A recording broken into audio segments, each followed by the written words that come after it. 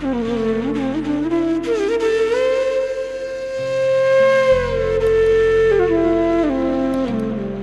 कर दिया, महाराज देवताओं के गुरु तो बृहस्पति हैं, फिर त्वष्टा मुनि को क्यों गुरु बनाया, ये बताइए। तो फिर कथा सुनाई। बोले एक बार की बात है, स्वर्ग में इंद्र अप्सराओं का नृत्य देख रहे थे। गुरुजी ने सोचा, बृहस्पति ने सोचा चलो देवताओं को दर्शन देने जाऊं, क्योंकि गुरु के दर्शन से शिष्य का कल्याण होता है। गुरुजी जब गए, ऐसे पांडाल में जब अंदर प्रवेश हुए, इंद्र ऐसे सिंहासन पर बैठा था। और जब गुरुजी को आते हुए इंद्र ने ऐसे देखा तो इंद्र ने सोचा अगर गुरुजी से आई कांटेक्ट हो जाएगा, दृष्टि से दृष्टि मिलेगी, तो फिर गुरुजी को यहाँ बैठाना पड़ेगा, मुझे वहाँ बैठना पड़ेगा। इतना बढ़िया अप्सराएं ठुमका लगा रही हैं, सारे राग बिगड़ जाएंगे, मैं आनंद से वंचित हो जाऊँगा। इसलिए गुरुजी को पश्यन्नपि न पश्यति, अनदेखा कर दिया कि मैंने देखा ही नहीं। गुरुजी समझ गए, गुरुजी को क्रोध आया और गुरुजी वहाँ से निकल गए। अब इंद्र घबरा गए कि गुरुजी रूठ गए, ढूंढा सब जगह, गुरुजी तो कहीं मिले नहीं। और इंद्र सोचने लगे कि अगर इस समय शुक्राचार्य राक्षस को पता चल गया कि गुरु और शिष्य में खटपट चल रही है, और अगर इस समय गुरु की अनुपस्थिति में मेरे ऊपर राक्षसों के द्वारा यदि आक्रमण होता है, तो निश्चय ही गुरु की अनुपस्थिति के कारण मेरी परास्त निश्चित है। ब्रह्मा जी के पास गए तो ब्रह्मा जी ने कहा तुम ऐसा करो, विश्वरूप को गुरु बना लो, जब तक बृहस्पति नहीं मिलते। तो फिर विश्वरूप को गुरु बनाया है। और ये विश्वरूप जो है, इनका जो मातृपक्ष है वो राक्षस कुल से है। तो विश्वरूप जब इंद्र से यज्ञ कराने लगे तो क्या करते हैं, इंद्राय स्वाहा, सूर्याय स्वाहा, ब्रह्मणे स्वाहा, विष्णवे स्वाहा, रुद्राय स्वाहा। और जैसे ही इंद्र इधर उधर थोड़ा सा देखता है ना, जैसे हम लोग करते हैं पूजा पाठ करते हुए, कभी इधर कभी उधर, तो जैसे ही इंद्र थोड़ा इधर उधर देखते हैं स्वाहा करते हुए, तो चुपचाप से विश्वरूप अपनी माता पक्ष के जो राक्षस कुल हैं उनके लिए भी आहुतियाँ दे देते हैं। राक्षसाय स्वाहा, प्रेताय स्वाहा, और कई आहुतियाँ प्रदान कर दी। और इंद्र की दृष्टि पड़ गई। अब तो इतना क्रोध आया कि उस विश्वरूप का एक मस्तिष्क काट डाला। इसलिए ध्यान से सुनना, यज्ञ हवन पूजन आदि ये कथाएं हमको शिक्षा देती हैं। अगर उस समय आप इधर उधर ध्यान देते हो तो वो सारी की सारी आहुतियाँ राक्षस को प्राप्त होती है, जिससे घर में अनिष्ट होता है। प्रेम से कहिए श्री राधे।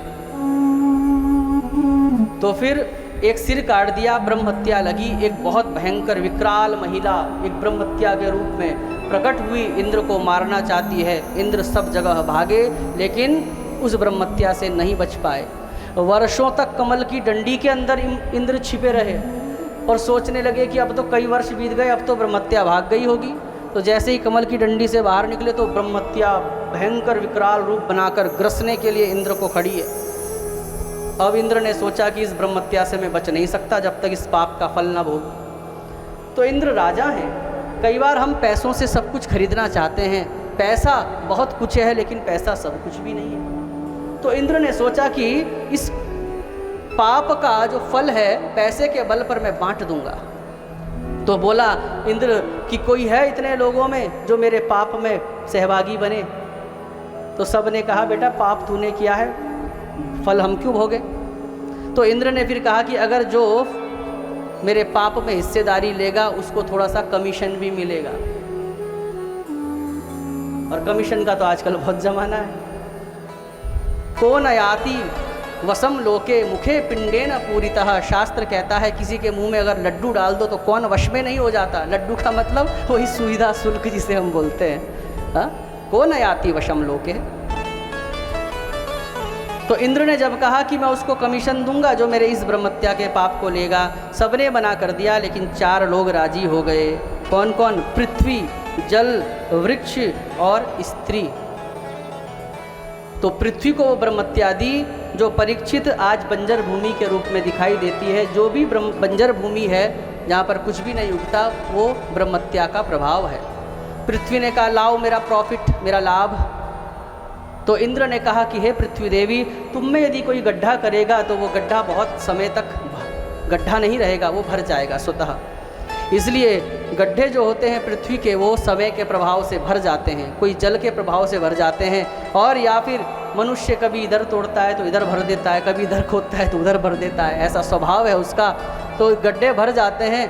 और जो बड़े बड़े गड्ढे नहीं भरे, जिसको हम खाले आदि कहते हैं, बड़े बड़े खाले बोलते हैं ना, तो नहीं भरे तो उसको प्रॉपर्टी डीलर भर देते हैं नकली कागज़ बनाकर और उसमें, जिसमें हम बचपन में देखते थे कि तो बड़े भयंकर गड्ढे थे, खाले थे, जहाँ नदियाँ बहा करती थी, लेकिन आज प्रॉपर्टी डीलरों की कृपा से पृथ्वी देवी पर इतनी कृपा करी उन्होंने कि आज उनमें घर, बिल्डिंगें चमचमा रही हैं। तो ये शाप और ये वरदान दोनों आज काम कर रहे हैं। दूसरा, फल दिया जल को ब्रह्मत्यादि। तो परीक्षित, जो नदियों के जल में जो झाग होता है, इसको ब्रह्मत्या कहा गया है। इसलिए पुराने ज़माने में जब नदियाँ शुद्ध थी तो झाग हटाकर पानी पिया जाता था। तो भागवत के अनुसार नदियों का जो झाग है वो ब्रह्मत्या है, और महाभारत के प्रसंग के अनुसार जो काई है वो ब्रह्मत्या है। इसलिए काई वाले स्थान पर स्नान करना वर्जित बताया गया है। तो जल ने कहा, लाओ मेरा भी लाभ, इसके बदले मुझे मिलेगा क्या? तो फिर इंद्र ने कहा, बहता पानी निर्मला, रुके तो मैला होए। तुम जितना बहोगे उतने ही तुम निर्मल हो जाओगे, उतने ही तुम पवित्र हो जाओगे। बहता पानी निर्मला, तो ये उसको, पृथ्वी को लाभ दिया है। इसलिए पानी कितना भी मैला हो, जैसे ही वो गति पकड़ता है तो वैसे ही वो अपने स्वतः ही फिल्टर हो जाता है। फिर वृक्षों की बारी आई। तो जो परीक्षित गोंद होता है वृक्षों का, इसको भी ब्रह्मत्या कहा गया है। इसलिए कई लोग गोंद के लड्डू नहीं भी खाते हैं, उसको ब्रह्मत्या माना गया है। वृक्ष ने कहा, लाओ मेरा लाभ। तो वृक्ष को कहा कि जब तक तुम्हें कोई समूल से नष्ट नहीं कर देगा तब तक तुम्हारा नाश नहीं होगा।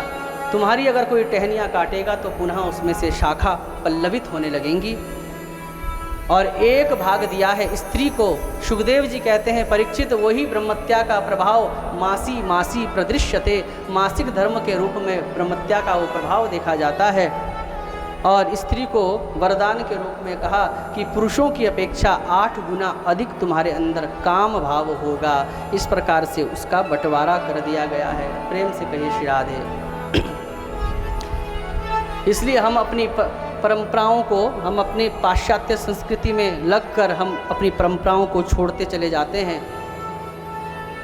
मासिक धर्म के समय मंदिर कभी नहीं जाना चाहिए, शास्त्र की अवज्ञा का दोष लगता है। मासिक धर्म के अवस्था में जिस घर में की महिला 5 दिन से पहले यदि रसोई में प्रवेश करती है तो उसके घर की लक्ष्मी उसको छोड़कर चली जाती है। किस किस के घर की लक्ष्मी छोड़कर चली जाती है? जो महिला एक तो 5 दिन से पहले यदि प्रवेश करती है रसोई में तो उसके घर की लक्ष्मी छोड़कर चली जाती है। और जो महिला सुंदर पतिव्रता होने के बाद भी सुंदर श्रृंगार करके अपने पति के सन्मुख खड़ी नहीं होती तो उसके घर की भी लक्ष्मी उसके घर से धीरे धीरे चली जाती है। और खुले बाल करके जो महिला देवताओं का पूजन करती है और भोजन बनाती है उसके घर की लक्ष्मी भी धीरे धीरे चली जाती है। एक व्यक्ति कहने लगा, हमारे घर में तो सारे काम होते हैं, देखो कितनी बढ़िया कोठी बनाई है हमने।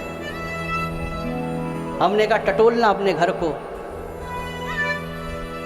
लक्ष्मी ये तुम तब कह रहे हो जब तुम सिर्फ नोटों की गड्डी को लक्ष्मी मान रहे हो। शास्त्र में लक्ष्मी के 8 रूप बताए गए हैं, और जिसमें कि घर की सुख शांति, बच्चों का माता पिता का अनुसरण करना, पत्नी का पति की आज्ञा के अनुसार चलना, ये सब लक्ष्मी के स्वरूप बताए गए हैं। तो क्या ऐसा सब कुछ है? तब उसके बाद समझ आई, हाँ ऐसा तो नहीं है, क्लेश तो घर में बहुत रहता है।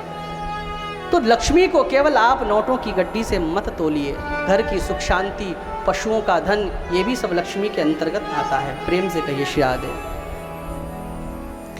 तो इसलिए अशुद्धि की अवस्था में कभी भी मंदिर में नहीं जाना चाहिए।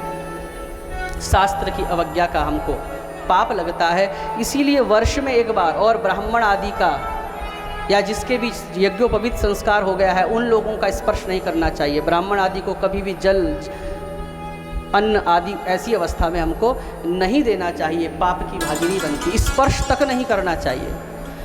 लेकिन जाने अनजाने में कभी हो जाता है तो उसके लिए क्या होता है, साल भर में एक बार ऋषि पंचमी का व्रत आता है, और उस ऋषि पंचमी का यदि वो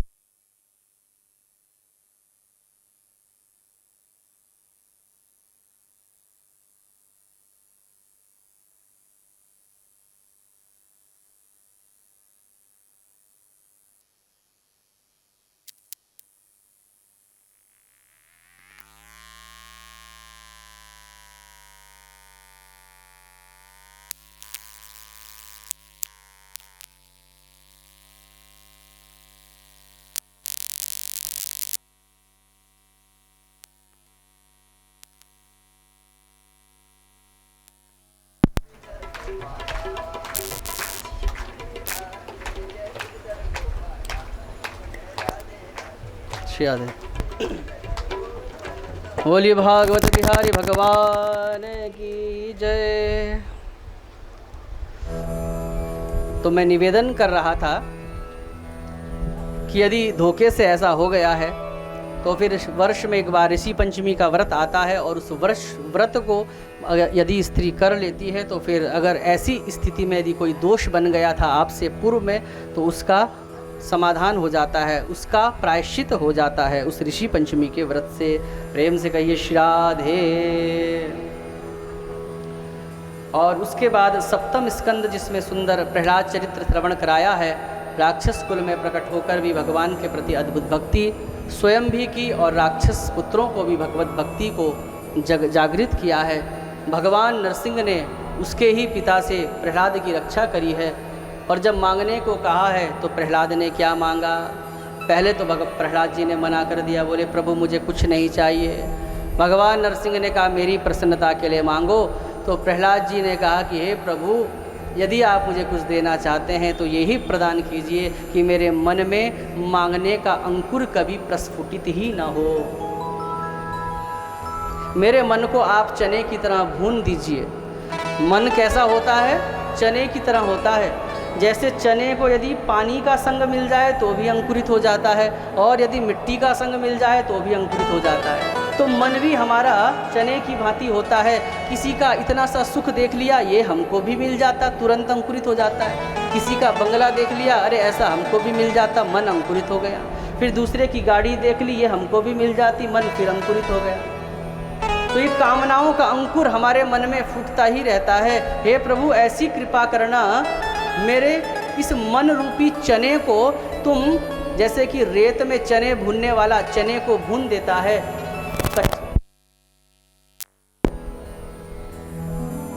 कच्चा चना अंकुरित होता है, लेकिन अगर जो चना भून दिया जाता है वो अंकुरित होता है। वो सड़ जाएगा लेकिन अंकुरित नहीं होगा। तो हे प्रभु, आप मेरे मन को चने की भांति भून दीजिए जिससे कि कभी भी अंकुरित ना हो पाए। प्रेम से कहिए श्री राधे। उसके बाद अष्टम स्कंद जिसमें मनवंतरों की वर्ण कथा कही गई है, जिसमें भगवान ने उस गज की ग्राह से रक्षा करी है, और भगवान ने सुंदर अवतार धारण करके उसकी रक्षा करी और उसको अपना धाम प्रदान किया है। और इसी अष्टम स्कंद में मनवंतरों की कथा के अंतर्गत कथा आती है समुद्र मंथन की। किसकी? समुद्र मंथन की। समुद्र मंथन हुआ, विष निकला, भगवान शंकर ने पिया, 14 रत्न निकले, उनका बंटवारा कर दिया गया है। जब लक्ष्मी निकली है तो फिर लक्ष्मी का ने भगवान नारायण को वर्ण किया है। इसलिए बड़ा सुंदर मंत्र है लक्ष्मी के प्राकट्य का। जो इस मंत्र को जपता है उसके घर में अवश्य ही लक्ष्मी विराजमान रहती है। कि ततः विरभू साक्षात् श्रीरमा भगवत्परा रंजयन्ती दिशः कान्त्या विद्युत् सौदा मणि यथा। ये लक्ष्मी प्राकट्य का मंत्र है, बहुत सुंदर है। और जो आपने भजन की पुस्तक ली है उसमें ये सभी मंत्र भी विद्यमान हैं, आप लाभ इसका उठा सकते हैं। और फिर जब अमृत निकला है तो फिर उसको भगवान ने मोहिनी रूप बनाकर देवताओं को प्रदान किया है। ये समुद्र मंथन किया है, आप समझिए ये हृदय ही हमारा समुद्र है, और इस हृदय रूपी समुद्र में ही विष भी भरा है, अमृत भी भरा है। इसलिए आप मनन करते रहिए, भगवान का चिंतन करते रहिए। भगवान के चिंतन, भगवान के नाम रूपी मथानी से जब आप इस का मंथन करेंगे तो अमृत निकलेगा। लेकिन यदि मंथन नहीं होगा तो इस हृदय से ही विष प्रकट होता है। तो विष भी यहीं पर है और अमृत भी यहीं पर है। तो हम सब अमृत का पान करें। प्रेम से कहिए श्री राधे। नवम स्कंद प्रारंभ होता है।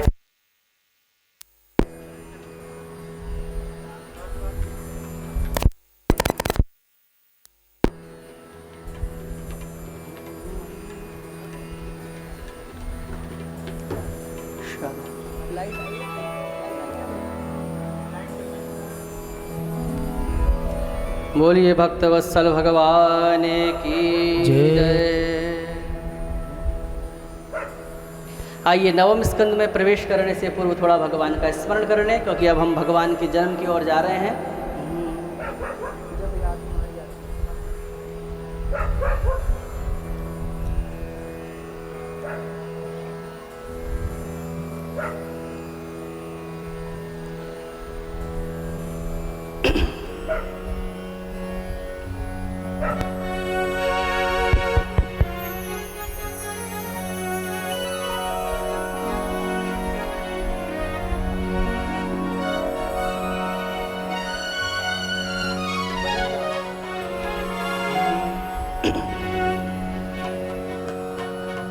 हो जब याद तुम्हारी आती है, मैं तेरे दर पर आता हूँ।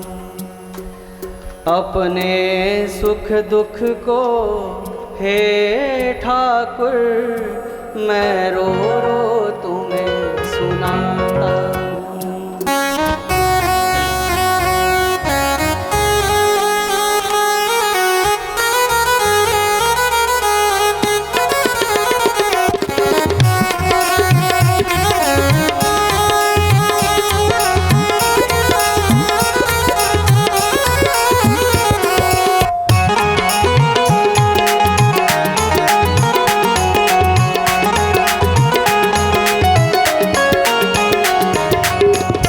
जब याद तुम्हारी आती है, मैं तेरे दर पे आता हूँ। जब याद तुम्हारी आती है, मैं तेरे दर पे आता हूँ। अपने सुख दुख को हे ठाकुर मैं रो रो तुम्हें सुनाता हूँ। अपने सुख